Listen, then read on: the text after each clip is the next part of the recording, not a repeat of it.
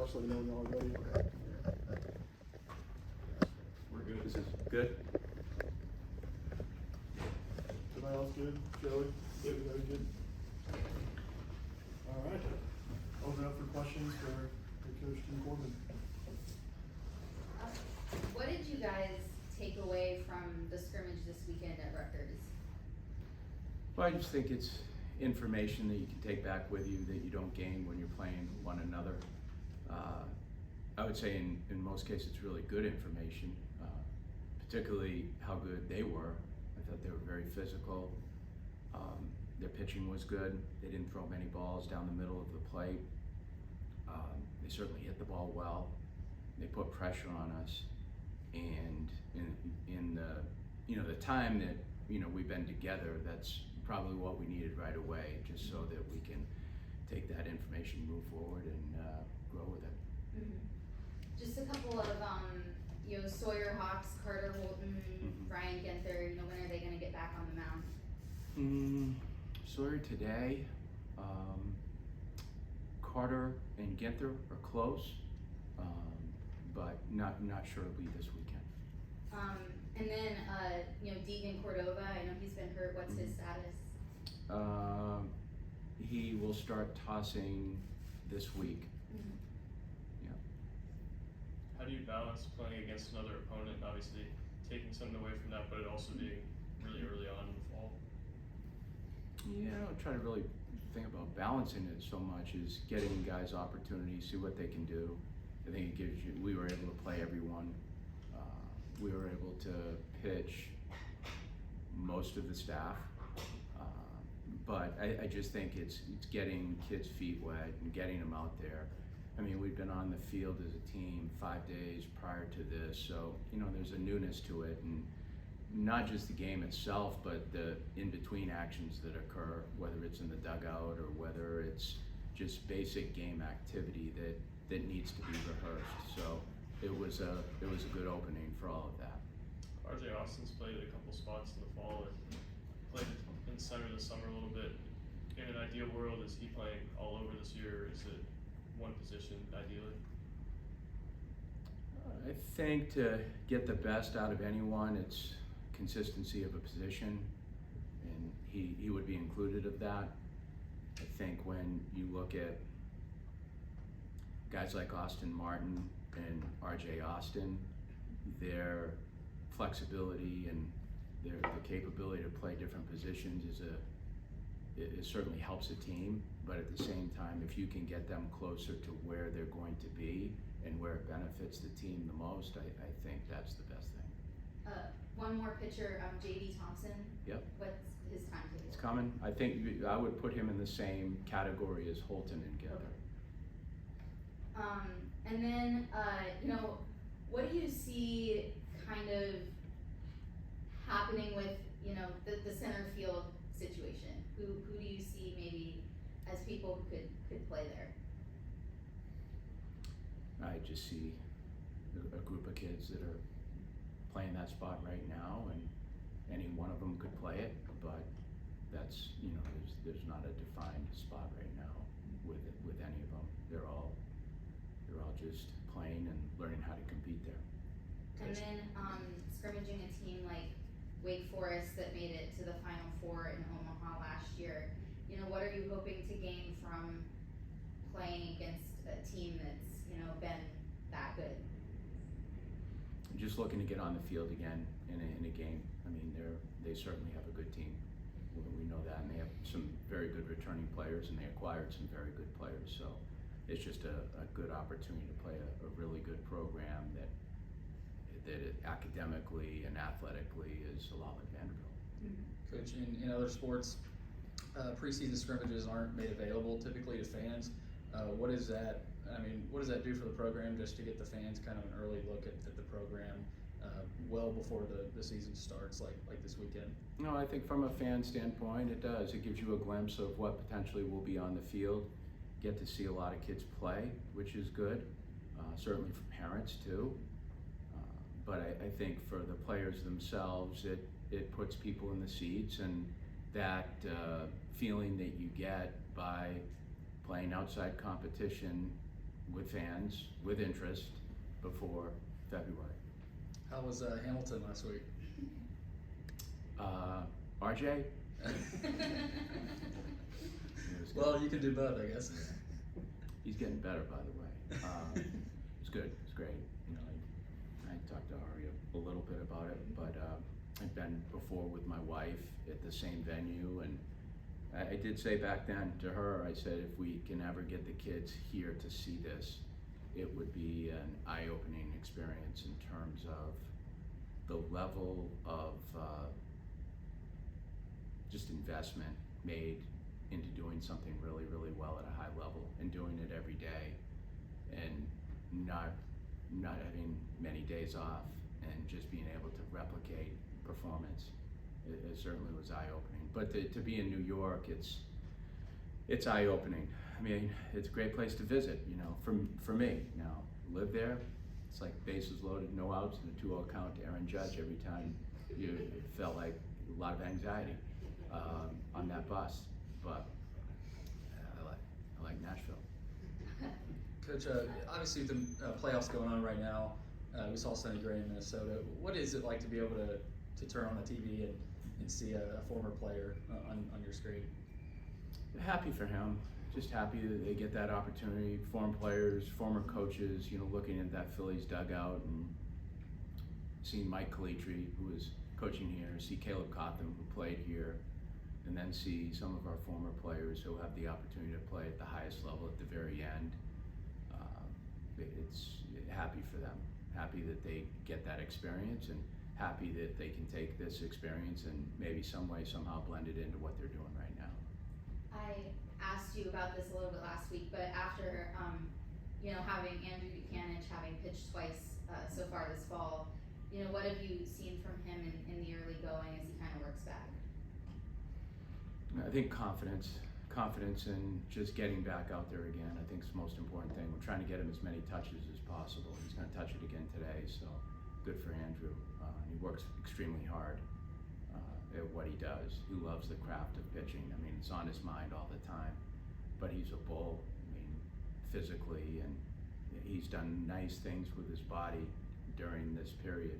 But I just, you know, I think every time you get a kid on the field after an injury that's shut them down for a long period of time, it's the growing confidence that your body can move in the same way that it did prior to the injury.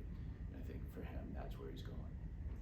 Yeah, what's your kind of strategy for building up pitchers in the fall and then into the spring, especially with how many injuries there were at the end of last season? I think it all differs. You know, Brownie has taken a pretty, both he and I spoke after the year right away about moving forward with the group, and the thing about Brownie is the reason he was hired here was there was a very close, Derek Johnson, who was here previous to him, there was in my opinion, there was a very close feeling of how they operated. They loved their pitchers to throw.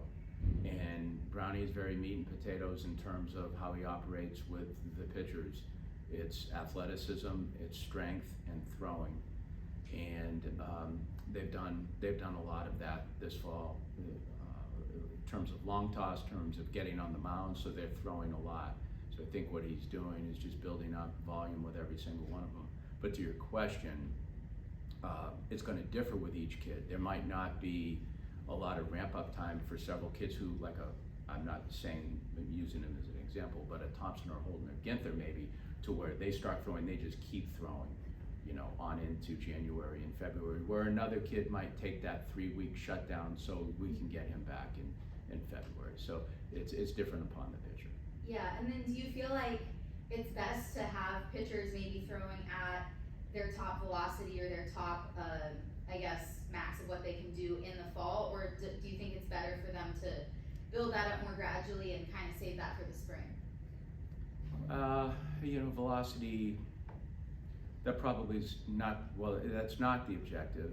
The objective would be trying to get to the glove with their pitch, whatever velocity it may be, or whatever, whether it's a decelerated pitch or a fastball. I think the biggest thing is feeling strong, but at the same time being able to be a professional glove hitter. because at the end of it, if you can do that, then you're going to experience some type of consistency and success. If you can't, then obviously it makes it more difficult because then the counts get moved towards the hitter. So I think more than anything, the objective has just been health and getting to the glove. And then, as far as power hitting goes, there's not anybody on the roster who's ever hit, more than 10 home runs in a season. Is that a concern for you? Are there anybody you see maybe stepping into that kind of like the RJ Schreck or Spencer Jones type of role this year who maybe might not have in the past? Yeah, it's not much of a concern. I think we've had rosters before where you bring back kids that might not have a lot of power numbers, and a Spencer Jones, for instance, and then you watch one kid grow from one year to the next. So there'll be some growth with these kids. I think if they can get to the ball in the middle of the ball and they're aggressive, then those things will happen naturally. But what it will look like on a piece of paper in terms of an extra base hit, double, triple, home run, we just want to try to do as much of that as we possibly can. Coach, what can a summer do for a kid? Obviously, we've seen jumps in the summers, and how do you go, do you try to go to games? Do you spread it out? How do you approach the summer ball with some of your guys? And then what can a good summer look like for a player? I think summer ball is a necessity, and I say that not everyone plays for different reasons, but I think if you're a position player, it's a necessity. You really want to accumulate as many opportunities as you possibly can, whether it's the plate or whether it's defensively. It's really a stimulating factor in growth, and seen a lot of confidence come about with kids that have gone off into, whether it's I say the Northwoods League just because the volume in the Northwoods League is significantly higher than any other league. So I just think the ability just to play and get out there. There's some kids that might be void of at-bats that have really taken off in the summer league and then bounced back here and done well. So I think it's significant when it comes to growth. Who are some of the guys that stood out to you this summer among your own guys?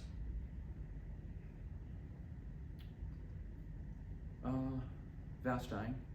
I enjoyed watching him play. I enjoy watching our players play. I enjoyed going up there.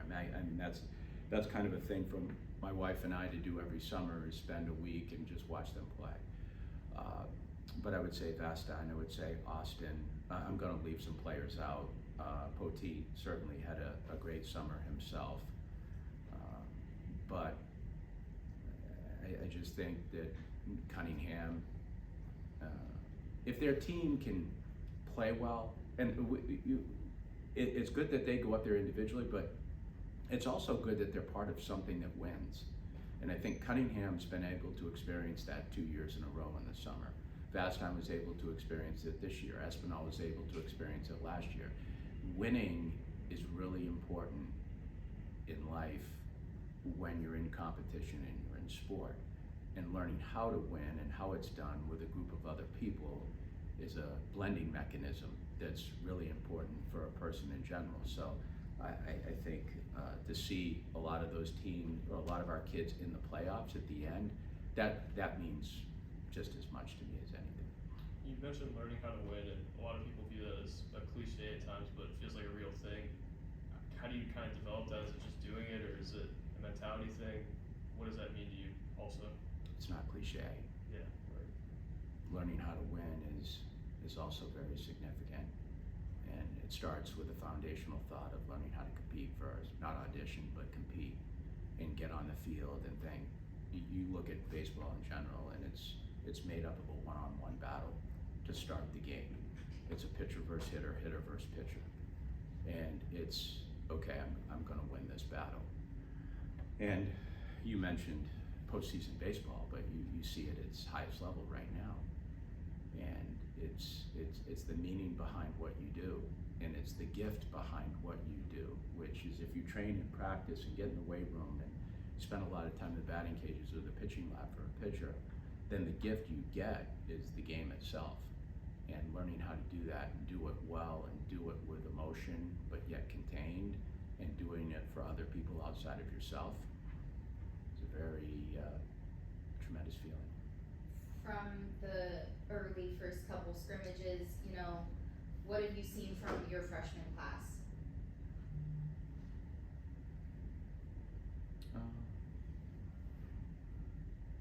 I would say, at least in just going into the second week, I would say some confidence. Not over the top, but enough confidence where, you know, we were talking as a staff yesterday about, went back and gave them the example of what Ryan Flaherty and Pedro Alvarez looked like in the fall of, it was 2005. And they've really struggled. Pedro struck out a lot. I think he had one hit during the course of the fall, and Ryan was right there behind him. And we did an assessment and evaluation. All the players did one on the team, and those guys weren't nowhere to be seen. And at the end of the year, Alvarez hit second, Flaherty hit third, and they were our top hitters, and they were both freshman All-Americans. And I think for any kid, that's always possible. I say any kid, I mean, you know, for kids that have some type of confidence and know they're good players. So I think you have a group of freshmen that are, I would say, talented. I think this is a good class. Now that I've been able to see them for a while, I think we recovered some good players, kept them away from signing, and I do feel like they're going to be pretty good players in time. Do you have to change these days what you say to incoming freshmen to try to convince them to, you know, come instead of going to the draft? Won't change much. I mean, just speak honestly and real. Keep it, stay in our lane. Talk about Vanderbilt. Talk about opportunity. Never told anyone that they could get here and play right away. It's happened for sure, but they have to earn that. Everyone rents a position. You know, I think we're probably moving in a time where kids and parents want to have more of a ramp of, am I going to get paid, and do I have a chance to play? And you still want to do this in a student-athlete way.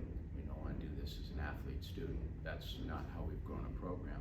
We've grown a program based on knowledge and work ethic, and we want to continue serving the university in that way. But I think when you start to move the other way, where it becomes athlete-student, which is kind of the way right now, you're operating in a professional manner, and still don't see it professional. Still see it as a way for these kids to learn how to grow up, face adversity, get themselves back up without the help of their parents, and learn how to develop interpersonal and mental toughness skills that will allow them to go beyond the game. And I don't think you can develop those skills if you're given things or you're told you're going to get things. You have to earn them. And it's the ability to rent before you own. That's a life skill, and everyone does that. No one moves right into a house on day one and buys a house. You have to learn how to treat something first before you learn how to purchase it. And I think as an individual, it's the same process. Yeah, so how do you think that the 4 transfers, you know, have fit in so far and have, you know? They're grateful. They're very grateful. I think that's the one thing about getting transfers that may have not had these opportunities. I think they see this and go, we're going to what? Broadway? We're going to 9/11? We're getting on an airplane? We're eating here? We're staying here? I mean, when you've had those things, you probably, I'm not gonna say our kids expect them because they don't. We got good kids, but I think when you get something, you tend to think that you're always going to get it. And just looking at those new kids, I think they appreciate where they are and what they have. You guys want to do one more? All good? Good. Thanks, Coach. Thanks, gang. Yep, appreciate it.